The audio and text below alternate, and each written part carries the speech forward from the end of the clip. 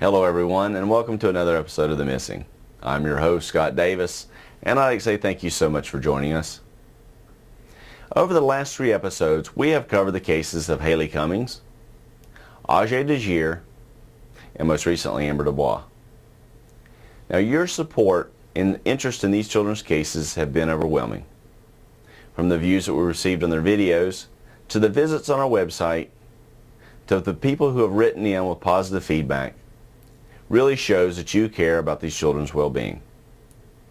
Unfortunately, their cases are still open and they're still missing. So let's keep them in our prayers along with their families and pray for the law enforcement agencies and the volunteers that are continuing to search for these missing children. And let us continue to work together here on The Missing and possibly bringing these children home safely. Now, we have an ever-growing presence here on the internet, and with our presence on Facebook, MySpace, and our website, we receive suggestions for missing children's cases, as well as requests from families asking us to help find their missing loved ones. Well, in this episode, we're going to follow up on one of those requests and look for a person by the name of Melisa Sloan. I'll introduce you to her case later on in this episode. Now, with the internet, I've been able to research some cases, and one case that stood out that I'd like to cover in this episode is that of Teekah Lewis, a little girl missing out of Tacoma, Washington, who was attending a family outing at a bowling alley with her family, and she just simply vanished.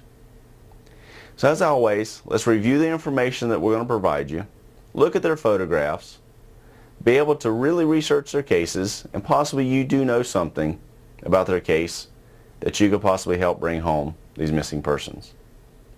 So let's work together and let's make an effort to make a difference here on The Missing.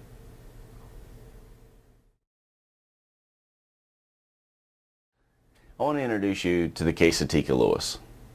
Her case was intriguing to me because it was your classic case of a missing child. Now, what I mean by that is that she was abducted while out with her family at a family outing. In this case, they were at a bowling alley. The family was taking turns watching Teekah, so it wasn't like they were ignoring her, weren't paying attention to her, but just a split second of taking their eyes off of Teekah, somebody took Teekah away from her family. So let's review the information, let's look at her photographs, and let's work together and possibly helping you remember something, or maybe know somebody who knows something, to help bring Teekah home. Now, as always, I'm going to provide links on our website, updated media information, and some more photographs of Teekah at www.themissingtv.com. But review the information here. Let's see what we can do to put something together and to help bring home Teekah Lewis.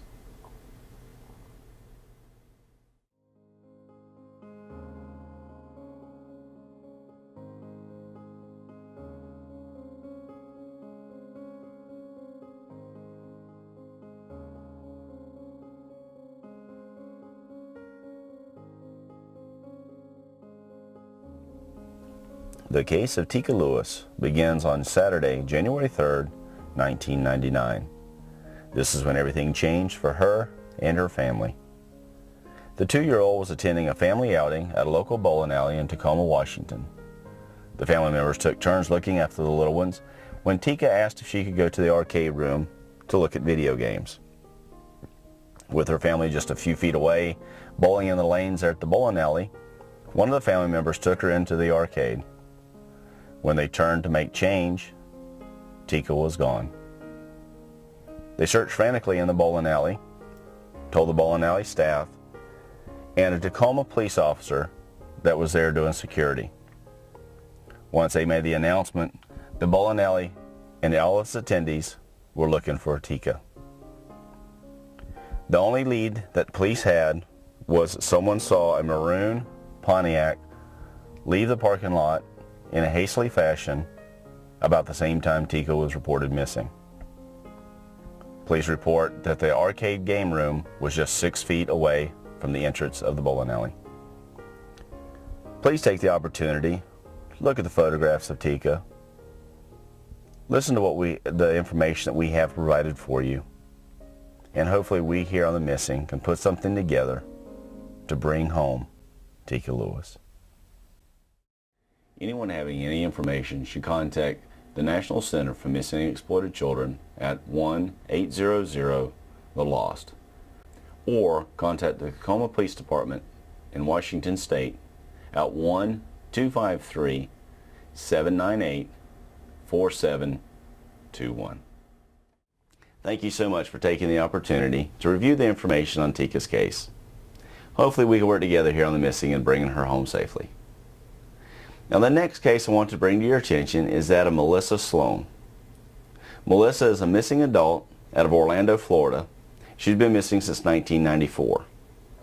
Now I've chosen to take on this case as a request from her family in asking us here on the missing to help find their missing loved one. So I'm going to show you some photographs of Melisa. I'm going to cover some of the information about her case, as well as provide some links to other websites so you can research her case a little bit more. If you're local there in Orlando, Florida, you may know something about her missing. She was a nurse. She had an opportunity to be out in the community. Maybe you'd seen her on her last days right before she went missing. So hopefully we can work together here on the missing and bringing home this missing adult, Melisa Sloan.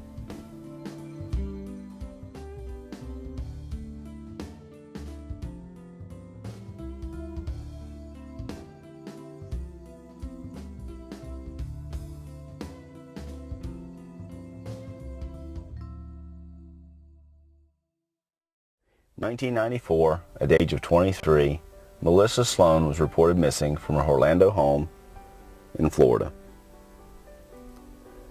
Marrying and moving from Kentucky to Florida and practicing nursing, Melisa had a pretty normal life. There was some discord between her and her husband at the time, but besides that, she had good friends, a great job, and two sisters and a mother that loved her greatly. It has been reported that she never missed an opportunity to call home and check in. And when she didn't, her family became concerned. They filed a missing persons report in Kentucky, which was faxed to Orlando Police Department, and at that time, they opened an investigation into her missing.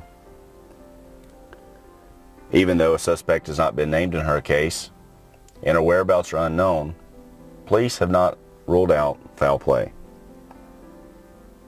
Currently, her Social Security card, her nursing license, or any of her credit cards have not been used. Even though when they responded to her apartment, her possessions were gone, she left her cat and her car. Certain items that you would think that a person starting a new life might take with them. If you will, look at the photographs of Melisa. Visit our website for more information on her case, and maybe you know something or know someone that knows something that could possibly help bring Melisa home. If you have any information concerning her case, please contact the Orlando Police Department at 321-235-5300 or visit www.melisasloan.org. Well, everyone, that brings a close to another episode of The Missing. As always, I want to say thank you so much for joining us, supporting us, and being a part of our team here on The Missing. Thank you for reviewing the information on the cases that we provided for you on this episode, and hopefully we can work together in possibly finding these people and bringing them home safely to their families. As always, keep your children protected, keep them educated, and continue to watch The Missing. I'm your host, Scott Davis. God bless.